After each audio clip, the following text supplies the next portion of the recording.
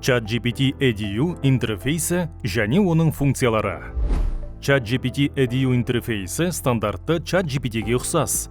Алайда ол білім беру ортасында пайдалануға арналған қосымша мүмкіндіктер мен құралдарды қамтиды.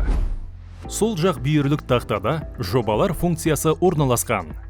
ChatGPT Edu пайдаланушылары жобаларды әріптестерімен бөлісе алады.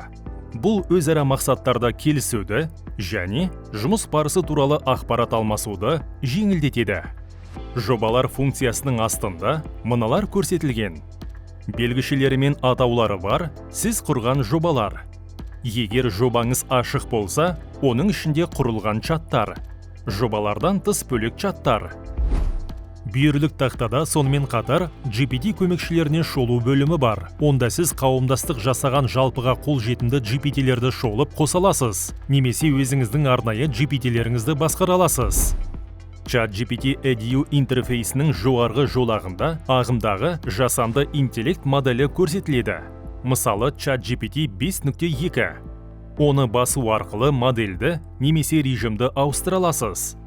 Жедел, Instant, ойланатын, Thinking, кәсіби, Pro және басқалары. Осы жолақтың астында жоба атауы немесе чат атауы орналасқан. Егер жобаға файлдар тіркелген болса, жанында олардың саны бар белгіше пайда болады. Оны басу арқылы жоба материалдарын көруге немесе қосуға болады. Экранның төменгі жағында қалай көмектесе аламын негізгі сұраныс енгізу жолағы орналасқан. Оның оң жағында бірнеше құралдың белгішелері бар. Мысалы, микрофон мәтінді дауыс арқылы енгізу функциясын іске қосады. Сіз сұрақты дауыстап айтып бере аласыз. Ал ол мәтінге түрлендіреді. Бұл демонстрация жасауға немесе мәтін теруде шектеулері бар пайдаланушылар үшін ыңғайлы.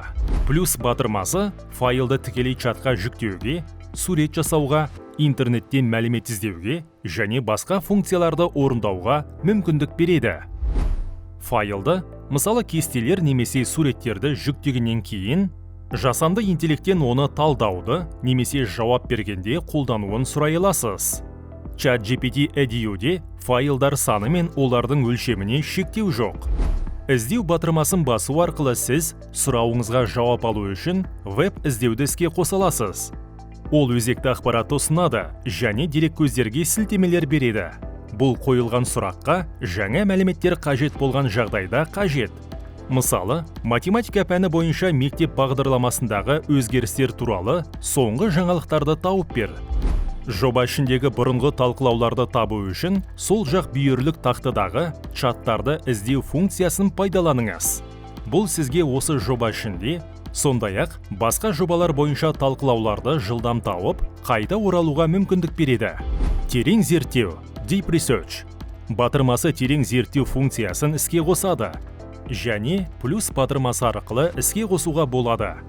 Әдетте бір сұранысқа қысқа жауап беретін кәдімгі іздеу функциясынан айырмашылығы, терең зерттеу тақырып бойынша кеңірек ақпарат жинайды және бірнеше сілтемелерді келтіре отырып, егжей-тегжейлі жауап береді. Кенеп, Canvas. Бұл мәтінді өңдеу және код жазуға арналған арнайы режим. Мұнда ChatGPT Edu мәтінмен немесе кодпен бірге жұмыс істеуге көмектеседі. Сіз материалды тікелей жұмыс кеңістігінде өңдеп, жетілдіре аласыз. Ол енгізіліп жатқан өзгерістерді анық көрсетеді. Бұл құжаттарды бірлесе редакциялау немесе бағдарламалау үшін ыңғайлы. Қажет болған жағдайда ChatGPT Edu'ге қосымша құралдарды, плагиндер мен қосқыштарды қосуға болады. Олар сыртқы сервистер мен материалдармен жұмыс істеуге көмектеседі. Бұл мүмкіндіктер педагогтерге арналған нұсқада қолжетімді болса ғана іске қосылады.